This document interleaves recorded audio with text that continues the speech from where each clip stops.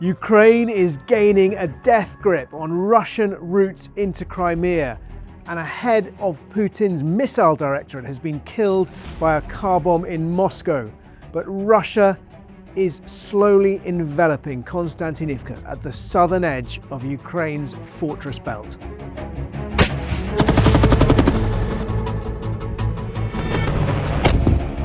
Kharkiv again. My name is Jerome Starkey. I'm the defence editor of The Sun newspaper, and this is Frontline, your weekly roundup of the most important news from the war in Ukraine.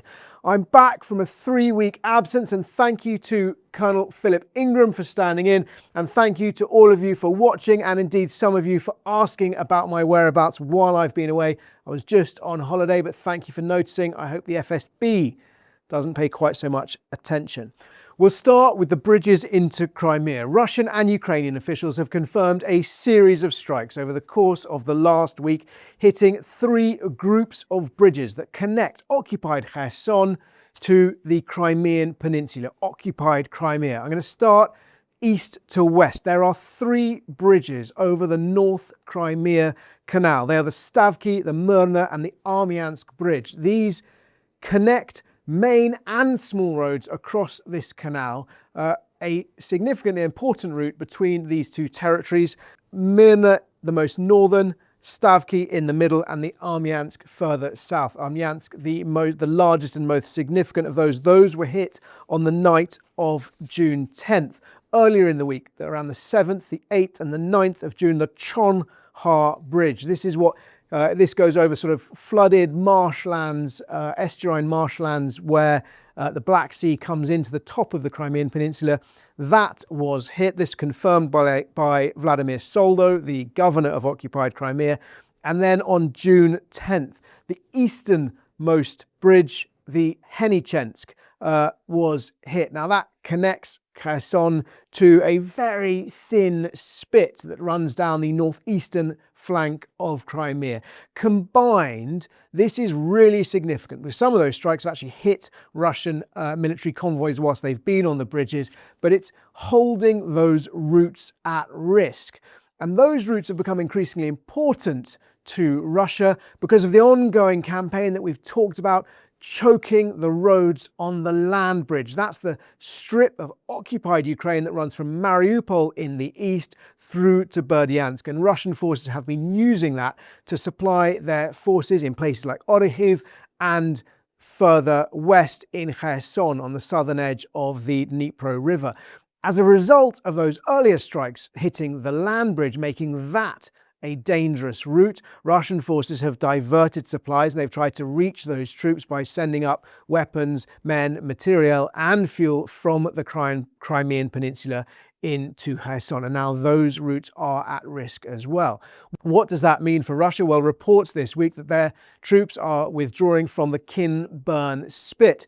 Kinburn is on the southern edge of the Dnipro River where it flows into the Black Sea. This is an area that has been contested in the past. Ukraine has tried to land on the Spit. They've hit Russian forces training on the Spit. It's quite an isolated position, so understandable given these logistics concerns that Russian forces might feel exposed there. The context of these strikes is that in the summer of 2023, the main objective of Ukraine's summer counteroffensive was to push south through Zaporizhia to break the land bridge, either to break through to the Sea of Azov, but failing that, to get within rocket artillery range, to hold that road at risk. Now, they were unable to do that with brute force. They were unable to smash through those well-prepared defences of the Surovikin line. What's happened over the next 3 years is that Ukraine has increased dramatically the range and capabilities of its medium-range drone strike forces, and so they've been able to hit those same targets, those same roads, using newer and more advanced weapons to have the same effect. And of course, Russia in this war has proven how effective it is to choke supply lines, and nowhere was that more clear than in their Kursk counteroffensive, when instead of confronting Ukrainian forces in Kursk head on. They focused instead on choking their supply lines from Sumy Oblast into Kursk, and fundamentally that left those Ukrainian forces in occupied Kursk more vulnerable and eventually forced them to retreat. All of this happening while Ukraine continues its long-range strikes. In one of the most dramatic, we've seen up to 5 Flamingo drones hitting an electronics plant in Cheboksary, some 600 miles inside Russian territory. And there've also been strikes on Russian oil refineries at Afipsky in Krasnodar Krai, that's on the eastern edge of the Black Sea. Ukraine's SBU also reporting strikes on oil pumping stations, and a combined operation Ukrainian special forces saying they've hit and effectively shut down the port in Mariupol, in occupied Mariupol. Is this having an effect? Well, a month ago, Russia's energy ministry was insisting that fuel supply across Russia was stable and under control. But a day ago, they have admitted that Ukrainian drone strikes are behind petrol shortages. We know that in Crimea, they've introduced fuel rationing. We've started to see an increase of those long queues at the petrol stations once again. And according to the Moscow Times, there isn't just concern for people living in Crimea about fuel, but people are also starting to panic buy essentials because of that feeling that Crimea is under siege. A lot of you have asked over the course of the war, why hasn't Ukraine managed to down the Kerch Bridge? That's that road and rail link from the eastern tip of Crimea to mainland Russia. They have tried. They've tried repeatedly. They have threatened it, they've hit it, they've also hit ferries that sail across the Kerch Strait. But in the absence of being to close that completely, if they can shut the route between Crimea and mainland Ukraine, those occupied territories just north of Crimea, then effectively they achieve almost the same thing. They might not hold Crimea itself at as much risk, but they certainly put those Russian soldiers in Kherson, in occupied Kherson, at risk. This week, we've also seen dramatic footage and photographs of a car bomb in Moscow. CCTV captured the moment that an explosion hit a BMW 4x4, which exploded in flames. Vladimir Putin's spokesman has pointedly refused to confirm the identity of any passengers or drivers inside that vehicle, but it's been widely reported by sources both inside Russia and inside Ukraine that it was the car of Colonel Damir Davidov, who was head of the main missile and artillery directorate at Russia's Ministry of Defense. Not responsible for firing missiles, but certainly responsible for the production and supply. Again, it's part of damaging Russia's logistics chain. Now, I should say there's been no claim of responsibility for this strike. It may yet emerge that there were different people, a different victim, but certainly that appears to have been the consensus. Davidov's role was the production and supply of missiles to Russian forces who are behind the devastating nightly attacks on targets right across Ukraine. If this is indeed the work of Ukrainian special forces, it would come after at least 4 Russian generals have been killed on Russian soil since the start of the war, and a 5th is fighting for his life. As ever, though, it's not one way, not at all. Over the course of the last week, there have been almost 1,400 missiles and drones, long-range missiles and drones, fired at targets across Ukraine. That's reported by Ukraine's Air Force. And Russian forces are slowly beginning to envelop, or rather advance their attempt to envelop Konstantinivkya, which is at the southern end of Ukraine's fortress belt. The fortress belt is that very well-prepared, dug-in set of defences in the territory that Ukraine controls on the eastern edge of Donetsk. It runs from Slovyansk in the north down to Konstantinivkya in the south. The Institute for the Study of War has documented Russia's advances through Konstantinivkya, but they do not hold the city entirely by any stretch of the imagination, and Ukrainian forces still holding out in Chaziv Yar to the north and east of Konstantinivkya. Chaziv Yar, the town just behind Bakhmut. So when Ukrainian forces eventually ceded Bakhmut, they fell back to Chaziv Yar. That has become highly contested as well. Interestingly, the Institute for the Study of War notes that the beginning of Russia's summer offensive really focused on Slovyansk. to the north. There's been speculation that instead of confronting the fortress belt head-on, I say, an analysis rather than speculation, that instead of hitting the fortress belt head-on, Russia might sensibly try to go round it. So from the south and from the north, that would certainly make military sense, but they've been unable. They didn't have the success they were hoping for in the north and appear to have diverted resources to the south, to Konstantinivkya. These reports are also particularly troubling for me because I remember spending a lot of time in Konstantinivkya in previous years when the war was still raging. But as ever, these towns that I was able to visit in 2022 and 2023, and later than that, indeed, becoming so much more dangerous or indeed falling into Russian hands. One other story to talk about today, very uncomfortable reading, reported by Real Gazeta, a Ukrainian news source, about a strike by Ukrainians on occupied Luhansk that reportedly killed around 20 university students. Now, this has been reported very, very widely, as you'd expect, by Russian sources trying to amplify it as an example of Ukrainian war crimes. Real Gazeta looking into exactly what happened and also how it has been amplified, but not shying away from the really uncomfortable truth that it does appear that students have been killed in this strike. It was in a place called Starobilsk in Luhansk. It was a strike on what appears to have been a halls of residence. Real Gazeta, their analysis suggests that there were two colleges with the same address, both of which were hit, one of which was a headquarter for Russia's Rubicon drone force. That's one of Russia's most sophisticated, advanced drone forces. Both of these sides being hit.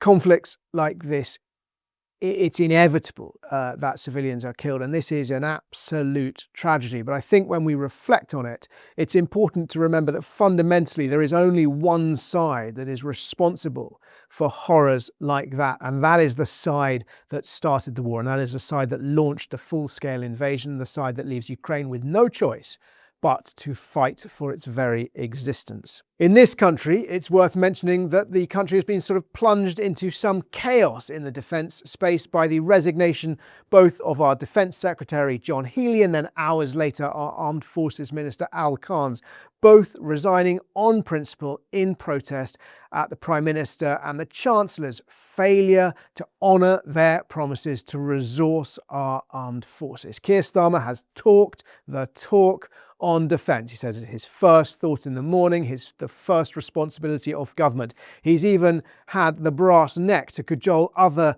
world leaders at the Munich Security Conference to spend more on defence faster. And yet, when it comes down to it, he's proven unable to do that himself.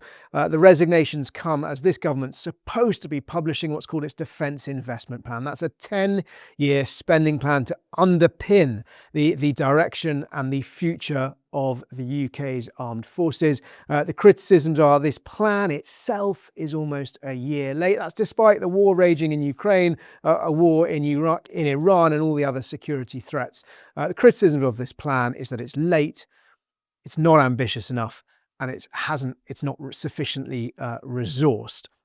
We wait to see how the new Defence Secretary, Dan Jarvis, former parachute officer, reconciles that gap. And finally, questions. If you've got any questions, please ask them in the comments below and I will do my best to answer as many as I can next time. Can I reveal any more about weather balloons carrying winged drones into Russia? It's a really good question. It's something I heard about actually really early on in the war, and it was told to me as an example of Ukraine's extraordinary innovation. And actually what I was told was that these weather balloons that were carrying drones were designed so that were they detected on Russian radars, they would look like sort of flocks of birds. They would be unsuspicious.